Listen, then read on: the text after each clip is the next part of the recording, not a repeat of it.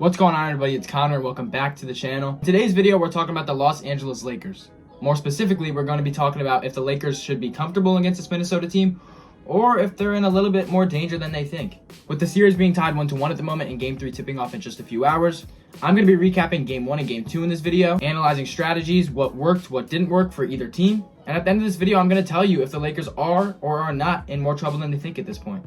So I'm going to start by recapping what has already gone down in games 1 and 2. Game 1 was a wake-up call for the Lakers. Losing 117-95 at home was pretty embarrassing, and it was all over the internet. Luka Doncic had 37, which was a great performance, but it just wasn't enough because pretty much nobody else stepped up, and that includes guys like LeBron James and Austin Reeves. And it didn't help that Minnesota hit a franchise record of 21 three-pointers at a 50% clip in this one. Keep in mind, this wasn't just a miraculous three-point shooting showcase from the Timberwolves. Yeah, they were hitting more than they usually would, but there was a lot of weak closeouts and just bad perimeter defense from the Lakers. Not only that, but the Timberwolves moved it around. They assisted on 29 of their 44 field goals. Compared to the Lakers, who assisted on 15 of their 33 field goals, it's abundantly clear that moving the ball was a deciding factor in this game. Naz Reid came off the bench, hit 6 threes, had 23 points. It felt like open three after open three for him. Coach JJ Redick did acknowledge after the game the Lakers' lack of physicality and energy, and he stated that they failed to match the Timberwolves' intensity, but to me it was more than that. In Game 2, the Lakers bounced back, winning 94-85 on their home floor. Luka finished this one with 31, 12, and 9, and LeBron contributed 21, 11, and 7.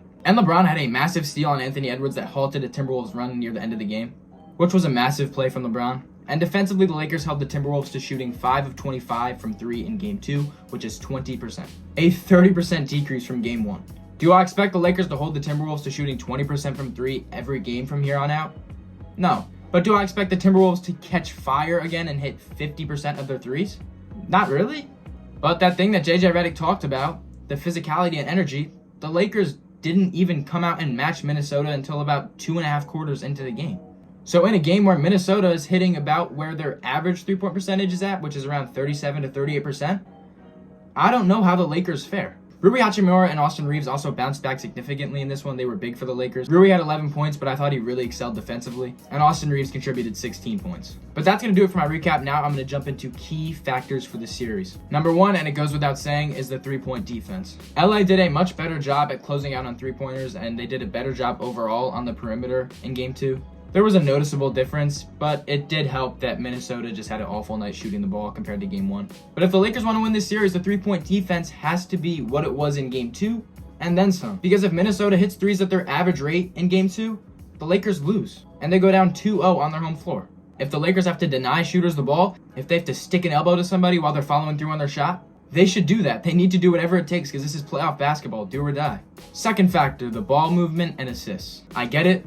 Luka, LeBron, Austin Reeves are all ball-dominant guys. But there's no excuse for specifically in Game 1 having 15 assists on 33 field goals.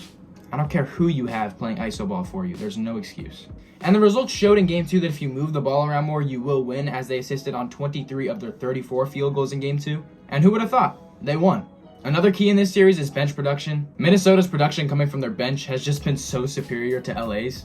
I mean, the Wolves have guys like Naz Reid, DiVincenzo, Nickeil Alexander-Walker coming off their bench. Compare that to the Lakers, who have guys like Dorian Finney-Smith, Jared Vanderbilt, Gabe Vincent, and Jordan Goodwin. It's not a great bench matchup for the Lakers. The Lakers also desperately need something from Jackson Hayes. He only played 9 minutes in Game 2, but it was a pretty painful watch. There's no shot he's a starting caliber center. And the Lakers being forced to put him out there, I just feel bad for the guy. He looks like a deer in headlights. Another key, the pace and the offensive flow overall. The Lakers have one of the slowest paces in the playoffs, ranking 3rd slowest, which hampers their scoring opportunities a ton. I'd like to see the Lakers push the ball a lot more tonight in Game 3, as JJ Redick has also made it a point of emphasis in his post-game interviews. And my last key was going to be defensive adjustments, but I feel like I already covered it when I talked about how the Lakers need to prevent Minnesota from getting hot from 3. So now it's time to talk about if the Lakers are in trouble. It's hard for me to find a lot of bright spots in this Lakers team other than guys like Luka, LeBron, AR. Other than that, they have poor depth, they don't shoot consistently, their defense hasn't been nearly as good as it was in the regular season, and the series is shifting to Minnesota's home floor now. And the Lakers were 19-22 on the road this year compared to 31-10 at home. That's a massive discrepancy. So are the Lakers in trouble? In my opinion, yes. With Game 3 set for tonight with tip-off at 9:30 Eastern, the Lakers need to make defensive adjustments and play with pace on offense. I want to see them put it on the Timberwolves tonight. And I want to see them prove me wrong. I want to see great basketball, because at the end of the day, it's what we're all here for. But with all that being said, let me know what you think in the comments. Do you think the Lakers are in more trouble than they realize? Don't forget to like, subscribe, hit the notification bell for more NBA playoff daily coverage. Thank you so much for watching, and peace.